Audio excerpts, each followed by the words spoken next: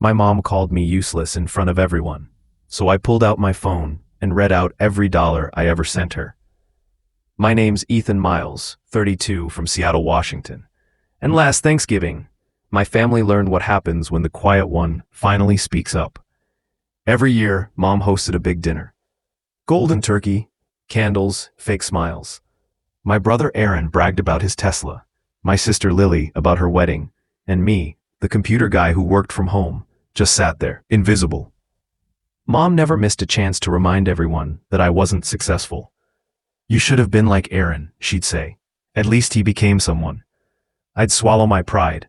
Because family matters, right? I paid her bills, helped with repairs, sent money every month.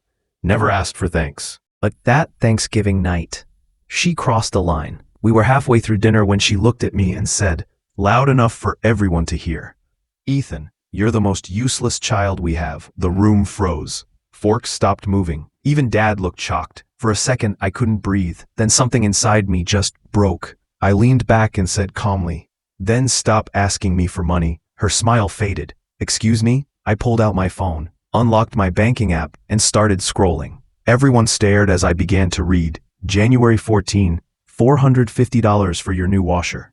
March 22nd, $300 for Lily's wedding deposit. April 3rd, $500 for Dad's truck repair.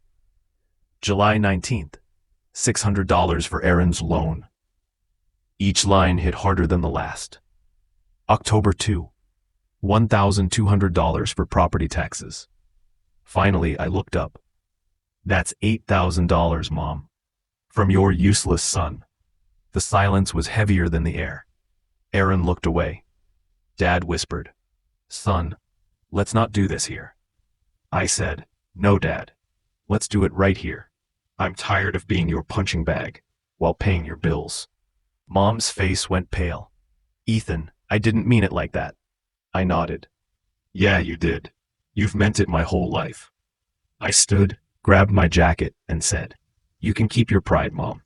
I'll keep my self-respect." Then I walked out. For days, no one called. The house that had always demanded my help suddenly didn't need me.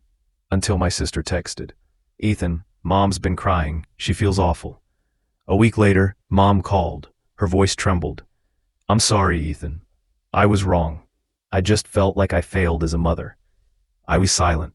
Then I said, "You didn't fail, Mom. You just forgot what love looks like." Months passed. One evening, Mom joined one of my Zoom meetings, wanted to see what I actually did for a living. When the meeting ended, she said softly, "You really built all that?" I nodded. "From the same laptop you said was ruining my life."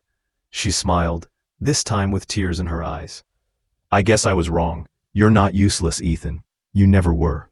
That was the first time she'd ever said that.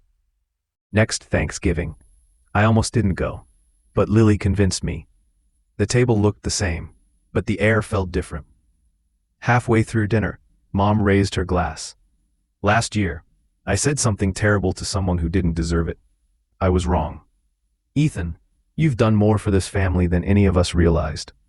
The room went quiet, but this time it was warm. I smiled. "Thanks, Mom." She grinned. "But don't think this gets you out of washing dishes." Everyone laughed. Driving home later that night, rain tapping on my windshield, I realized something. Revenge doesn't always mean hurting someone. Sometimes it just means showing them the truth, calmly, clearly, without shouting, because sometimes the loudest revenge is the sound of respect being earned.